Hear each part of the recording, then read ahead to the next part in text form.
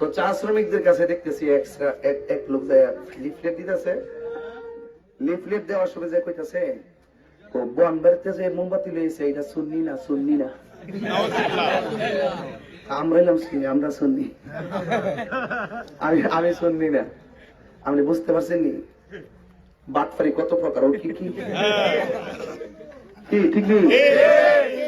বন বাড়ি থেকে যে মোমবাতি লইছে না এটা গেলাম শুননি না শুননি না। হ্যাঁ, মানে বোঝাতেছে যে এটা না শুননি। আরে সর্বনাশ রে। তো এইভাবে মানুষকে অনেক মিসগাইড করতেছে, ধোঁকা দিতেছে। এই ধোঁকার দিন শেষ বাবা শাহজালালের বাংলাদেশ। ঠিক কিনা বলেন? এই জন্য আপনারা এতে কান দিবেন না। এবং আপনাদের কাজ কি? একটু কাজ দেওয়া যায় বাজান। আমি কি প্রতিদিন আসতে পারবো? আপনাদেরকে একটা কাজ দেওয়া যায়। আপনারা এটা কোন ইউনিয়ন করছেন?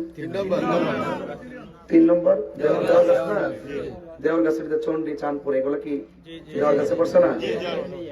আপনারা দয়া করিয়া সুন্নিয়তের স্বার্থে দেশ রক্ষায় দয়া করে আপনারা নিজ উদ্যোগে লিফলেট লইয়া আপনারা বাগানে যায় বুঝাইবেন যে মোমবাতি লইয়া যিনি আইছে ইনি আপনাদের চা শ্রমিকরে নিয়ে অনেক সুন্দর সুন্দর বক্তব্য দেয় এবং চা শ্রমিকদের অধিকার প্রতিষ্ঠা করার জন্য সংগ্রাম করে। এবং তিনি যদি ইনশাল্লাহ পাশ করে সর্বপ্রথম আপনাদেরকে শান্তি এবং নিরাপদ দিবে। এগুলো তাদেরকে বুঝাইতে হবে, কারণ অনেক ধরনের অপপ্রচার শুরু হয়েছে। কই একটা কথা আছে না যে যদি দলিলের যুদ্ধে না পারে গুজব রটাই দেয়। এই গুজবকারী বেরিয়েছে। তো এই গুজব টুজব দিয়ে কাজ হইতে না। দিন শেষে মানুষের মোবাইল চালা। চা শ্রমিকরা মধ্যে যুবকরা এমন পাগল গেল হুজুর আমি আপনার ফ্রেন্ড। যখন চা শ্রমিকের সনাতন ধর্মজন আমাকে ফ্রেন্ড বলে তাকে বুকে টেনে নিয়ে অনেক শান্তি পাই। কারণ আমি তো কখনো যাই নাই, সে আমার মনের অজান্তে ফ্রেন্ড হয়ে বসে আছে।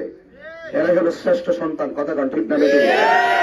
এরা এদের ধর্ম পালন করে, তাদের মধ্যে মানবতা আছে, আছে কিনা? অন্তত সনাতন ধর্মী যারা আছে মিশা কথা কয় না। এরা মানুষকে বিশ্বাস করে, এরা অবিশ্বাসী, বিশ্বাস ভাঙ্গে না। অথচ এই যে লোকটা যে কইলো মোমবাতি লিয়া বন বেড়াতে যে আইসে এ কিন্তু শুননি না। বুঝছো বুঝছো বুঝছো? এইরকম ভাবে মনে ধোঁকাবাজি করতেছে।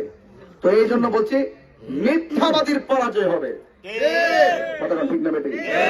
সত্যের জয় হবে ইনশাআল্লাহ। তবে আপনারা সবার পাশে থাকবেন। আর এই যে রাস্তার কথা কইছেন, ওই আমার হুজুর হেলালি হুজুর গর্ব করে কইছে তো, হুজুরের সম্মান, হুজুরের ইজ্জত আর হুজুরের কথার মূল্য আছে না নাই? ইনশাআল্লাহ।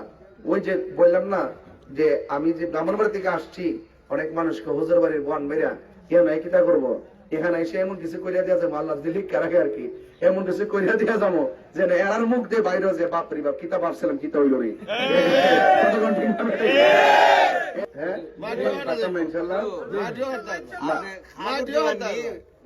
খাটের পাগল।